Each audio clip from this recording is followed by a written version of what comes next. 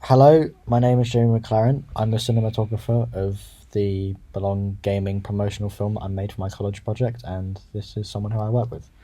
Hi, my name is Ben, and I'm also with with Jamie on this promotional project.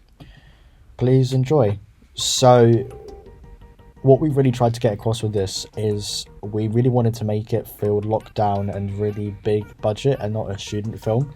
So, as you can see here with the shots of the monster and the keyboard rotating, and this really nice transition from um, the black to the chair, is we use my gimbal as sort of a character piece in the film to really tell the story and not just have it as something that audience will be, you know, said, oh, that's cool, he must have got like $1,000 steady cam. Well, no, you know, student films could be made on cheap. Anyway, so this person who we interviewed is called Dan, and he's one of the assistant managers, and he was really nice with us. So we went into the room and said, can we use this for our interview? And then he was like, yeah, sure.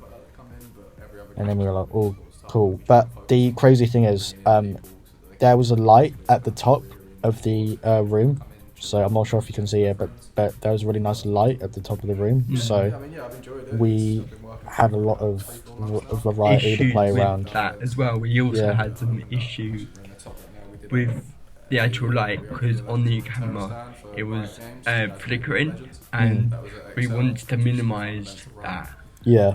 And also, um, I really like that they had a TV in the back, so we could utilize that by putting game clips of just some of our most favorite games on there, like Forza, Dota 2, Dota League of Legends. and Overwatch. And for us, that really stepped it up in terms of production quality, so that was pretty cool. As well, from the clips that we got from the main facility of Belong, Yeah. we got really high and low and close angles of computers and the game where of the computers, mices and chairs and the monitors. Yeah, I think for me, you know, with every project I do, I want to go a step up. I don't want to keep doing the same thing. So, using my gimbal as sort of a Starting point yeah, for our projects yeah, going into the future. using my gimbal as a slider, if you will. If you see her on the interview, it goes slowly left to right. Well, that's something I came up with because I didn't want to have it static all the time. I wanted my gimbal to act as its own separate thing. And add a bit of diversity Yeah. to the shot. And the inclusion of camera A is just my normal Canon shooter. It's really simple, but shooting slow motion. This is like the first proper time I've done it, and it's absolutely crazy. And it does look incredible. I mean, as a filmmaker, you've got to take risks. You can't keep doing the same thing all over again, and it just keeps getting fatiguey, if you will. So it's just crazy. We shot countless of pieces of footage for 2 hours straight on the Friday. Multiple takes of that footage. We just said, right, let's just shoot this thing, and then we came out with about 130 pieces of different footage that we could work with on that weekend when we're editing.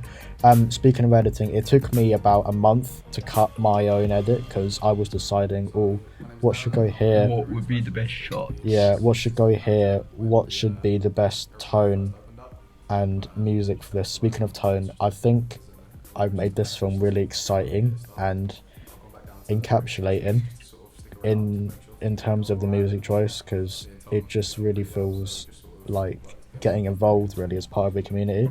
So that's something I really wanted to try and convey. And what we could improve for the future is make sure that the camera is set to the right frame rate, because during the Yeah. interview, um, me and Jamie both realised at the end of the interview that we shot it at a very high frame rate, Yeah. and the audio was a normal state. Therefore, during editing, if we sped up the clip of the interview, it wouldn't match the audio. Yeah, but basically what Ben's trying to say is, with the first manager we shot called Tom,